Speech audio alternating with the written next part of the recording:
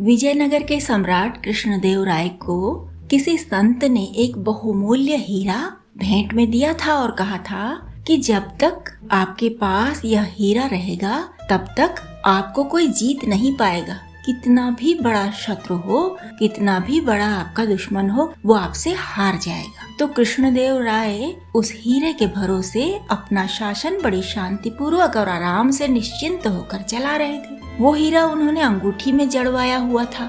एक दिन उनकी अंगूठी से वो हीरा निकल गया और खो गया। अब वो बहुत चिंतित हुए कि अवश्य ही कुछ बुरा होने वाला है, अब क्या होगा क्या होगा। तो उन्होंने जो उनके कक्ष की सफाई करने वाला था उससे कहा। उसने बहुत बारीकी से ढूंढा और आखिर उसको मिल गया। उसने सम्राट को दिया तो सम्राट बहुत खुश हुए। हीरा तो उन्होंने अंगूठी में जड़वा लिया और उस सफाई कर्मचारी को बोला कि तुम्हें मुंह मांगा इनाम दूंगा, बोलो क्या लोगे, क्या दूं तुम्हें। तो वो तो हक्का बक्का रह गया क्योंकि इतनी बड़ी कल्पना उसने नहीं की थी। वो नहीं जानता था कि ये हीरा है क्या, इसका क्या मूल्य है, क्या महत्व है। तो उसने कहा कि महाराज मैं आपको कल बताऊंगा। अब वो गया घर तो रास्ते में कुछ लोगों को बताया कि आज ऐसा ऐसा हुआ, ऐसा ऐसा हुआ, महाराज ने मुझे मुंह मांगा इनाम देने को बोला है। वो बात पहुंच गई सेनापति तक। सेनापति तेनालीराम से बहुत जलता था।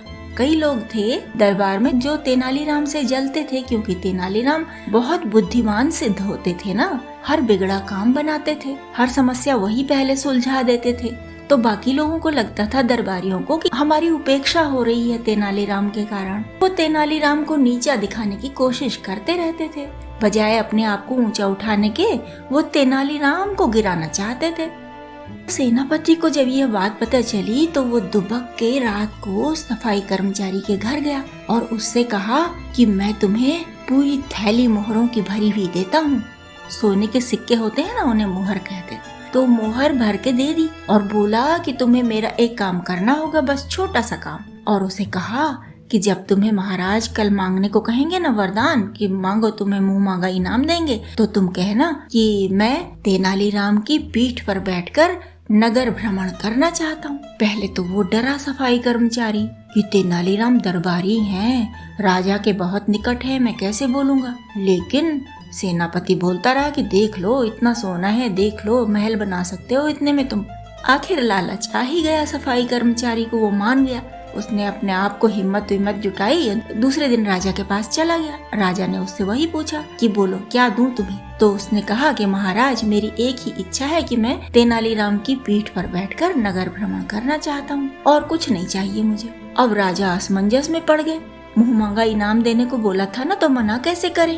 अब वो चुपचाप बिना कुछ बोले गए तेनालीराम के पास और बोले कि तेनालीराम जी बड़ा संकट आ गया, ऐसी ऐसी बात हुई थी और मैंने मुंह मांगा इनाम देने को बोला था और वो तो कह रहा है कि मैं तेनालीराम की पीठ पर बैठकर नगर भ्रमण करना चाहता हूँ। बताइए आपका कितना बड़ा अपमान है ये, मैं ऐसा कैसे कर सकता हूँ। आप मेरे बहुत विश्वसनीय दरबारी हैं, मंत्री हैं, आपकी सलाह से मेरा सब कुछ बहुत अच्छा चल रहा है, शासन व्यवस्था, मैं ऐसा कैसे कर सकता हूँ। बताइए, उसको मना भी नहीं कर सकता। तो तेनालीराम हंसने लगे और बोले, अरे महाराज इसमें चिंता की क्या बात है, करने दीजिए। अगर वो मेरी पीठ पर बैठकर नगर भ्रमण करना चाहता है, कोई दिक्कत नहीं, कोई परेशानी नहीं, मैं कोई अपमान नहीं महसूस कर रहा हूँ, आप निश्चिंत रहिए, कह दीजिए उसे।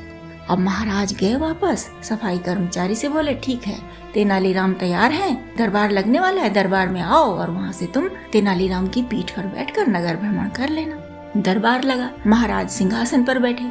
सफाई कर्मचारी को कहा गया कि भाई जाओ बैठो, तेनालीराम की पीठ पर बैठो, नगर भ्रमण करके आओ। अब जो तेनालीराम के विरोधी थे उनके सीने चौड़े हो गए। वो इतने खुश मन ही मन कि क्या बताएं, कितना हंसे और कहाँ जाके हंसे। इधर क्या हुआ कि ये सफाई कर्मचारी तेनालीराम के पीछे गया और उसने डाली उनकी गर्दन में बाहें। तो तेनालीराम ने जोर से झड़का, क्या करते हो बदतमीज। तो वो घबरा के कांपने लगा। तो महाराज ने कहा, क्यों, क्या हुआ। तेनालीराम बोले, महाराज देखिए, पीठ पर बैठकर नगर भ्रमण की मांग की है ना इसने, तो बैठे पीठ पर। गले में हाथ डालने की अनुमति थोड़ी दे दी मैंने, न मैंने गले में हाथ डालने की अनुमति दी है, न कंधे पर हाथ रखने की अनुमति दी है। मेरे कंधे पर थोड़ी पैर रख सकता है ये, न मेरे गले में लटक सकता है। पीठ पर बैठे, जैसे कछुए की पीठ पर बैठ जाती है चिड़िया, जैसे भैंस की पीठ पर बैठ जाता है बगुला, बैठे मैं तो जैसा हूँ वैसे ही रहूंगा और इसको कोई अनुमति नहीं दूंगा इस तरह। तो महाराज तो समझ गए कि तेनालीराम का दिमाग भाई, मनी मन बोले धन्य, लेकिन हंस भी नहीं सकते थे, सारी बात उनसे जुड़ा हुआ मामला था। फिर तेनालीराम घूमे सफाई कर्मचारी की ओर और बोले, बताओ किसके कहने पर तुमने ये मांग की है? तुम्हारी अपनी बुद्धि नहीं है इतना सोचने की? तुम्हें क्या मिलेगा मेरी पीठ पर घूमने से? बताओ, नहीं तो फिर तुम्हें दंड मिलेगा, राजा से दंड दिलवाऊंगा मैं। अब बेचारा सफाई कर्मचारी थर थर कांपे। उसे ये डर कि मैं तो फांसी चढ़ूंगा ही, मेरे बच्चों को, मेरे परिवार को भी पता नहीं दंड न मिल जाए। तो उसने सेनापति का नाम बता दिया। अब सेनापति जो इतना चौड़ा सीना करके बैठा था, वो बेचारा कांपने लगा थर थर। और तेनालीराम ने महाराज को देखा, महाराज ने तेनालीराम को देखा। पूरा षड्यंत्र उनकी समझ में आ गया और सारे दरबारियों को भी समझ में आ गया कि वाह रे सेनापति,